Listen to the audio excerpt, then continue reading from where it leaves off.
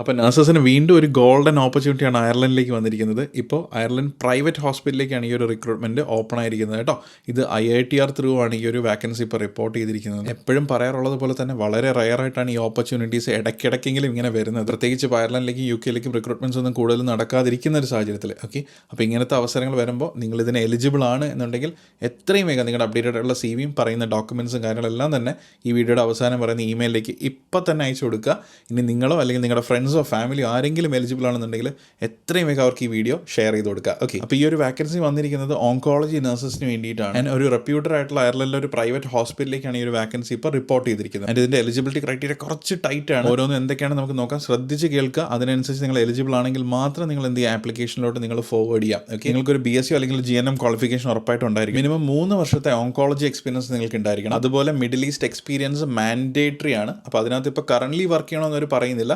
That means മുന്നേയും middle ഈസ്റ്റിൽ work ചെയ്തിട്ടുള്ള candidates ഉണ്ട്. ഇപ്പോൾ കറന്റ് നിങ്ങൾ നാട്ടിലാണെങ്കിൽ നിങ്ങൾക്കും ആപ്ലിക്കേഷൻസ് കൊടുക്കാൻ പോസിബിൾ ആണ് എന്തായാലും. ആൻഡ് ഇപ്പോൾ നിങ്ങൾ കറന്റ് മിഡിൽ ഈസ്റ്റ് ആണെങ്കിൽ നിങ്ങൾക്കത് കൊടുക്കാം. അതുപോലെ നിങ്ങൾക്ക് വാലിഡ് ആയിട്ടുള്ള അയർലൻഡ് റിക്വയർഡ് ആയിട്ടുള്ള OET അല്ലെങ്കിൽ IELTSന്റെ സ്കോറും നിങ്ങൾക്ക് ഉണ്ടായിരിക്കും. അതുപോലെ NMPA ഡിസിഷൻ ലെറ്റർ നിങ്ങൾ റീസെൻ്റ് ആയിട്ട് ആപ്ലിക്കേഷൻ കൊടുത്തവരോ റിസീവ്ഡ് ആയിട്ടുള്ള ആൾക്കാരോ ആണെങ്കിലും നിങ്ങൾ ഇതിന് എലിജിബിൾ ആണ് എന്തായാലും. അപ്പോൾ IITR ഈ ഒരു അഡ്വർടൈസ്മെന്റ് ഇട്ടതിനോടൊപ്പം തന്നെ KCR എന്ന് പറയുന്ന ഒരു അയർലൻഡ് റിക്രൂട്ടിംഗ് ഏജൻസിയും സിമിലർ ഒരു പോസ്റ്റ് ഇട്ടിട്ടുണ്ട്. ആൻഡ് അതും ഓങ്കോളജി നഴ്സസ് ആണ്. പക്ഷേ അതിനകത്ത് ക്ലിയർ ആയിട്ട് പറയുന്നില്ല ഇന്റർനാഷണൽ നഴ്സസിനെ എടുക്കുന്നുണ്ടെന്നുള്ള കാര്യം. അതിൻ്റെ ലിങ്ക് ഞാൻ ഷെയർ ചെയ്തേക്കാം, നിങ്ങൾ ജസ്റ്റ് ഒന്ന് നോക്കുക. നിങ്ങൾ എലിജിബിൾ ആണെന്നുണ്ടെങ്കിൽ നിങ്ങൾക്ക് ആപ്ലിക്കേഷൻസ് കൊടുക്കാം. 2 ആഴ്ചയ്ക്ക് മുന്നേ ഓപ്പറേറ്റിംഗ് തിയേറ്റർ നഴ്സസിൻ്റെ വാക്കൻസി HSC ഹോസ്പിറ്റലിലേക്ക് റിക്രൂട്ടിംഗ് നടത്തുന്നുണ്ടായിരുന്നു. അത് CPL ത്രൂ ആയിരുന്നു. അതിൻ്റെ ഒരു അഡ്വർടൈസ്മെന്റ് അല്ല, എൻ്റെ ഒരു വീഡിയോ ഞാൻ പോസ്റ്റ് ചെയ്തിട്ടുണ്ടായിരുന്നു. ഒരുപാട് ഭയങ്കര റെസ്പോൺസാണ് വന്നിട്ടുണ്ടായിരുന്നത് അതിന്. അന്ന് ആ വീഡിയോ കൊണ്ട് ആപ്ലിക്കേഷൻസ് കൊടുത്തിട്ടുള്ള ഒരുപാട് കുട്ടികൾക്ക് ഷോർട്ട് ലിസ്റ്റിംഗ് വന്നിട്ടുണ്ടായിരുന്നു.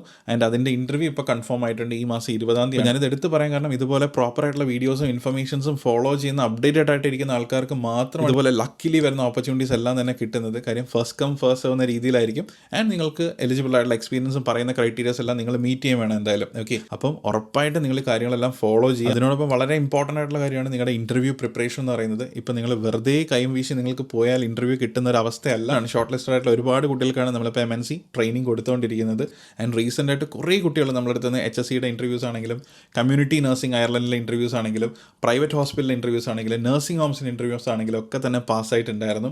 അപ്പോൾ അവരെല്ലാം തന്നെ ഹാർഡ് വർക്ക് ചെയ്ത് നമ്മൾ പറയുന്ന കാര്യങ്ങളും ഗൈഡൻസ് എല്ലാം പ്രോപ്പറായിട്ട് ഫോളോ ചെയ്തു പോയ കുട്ടികളാണ്.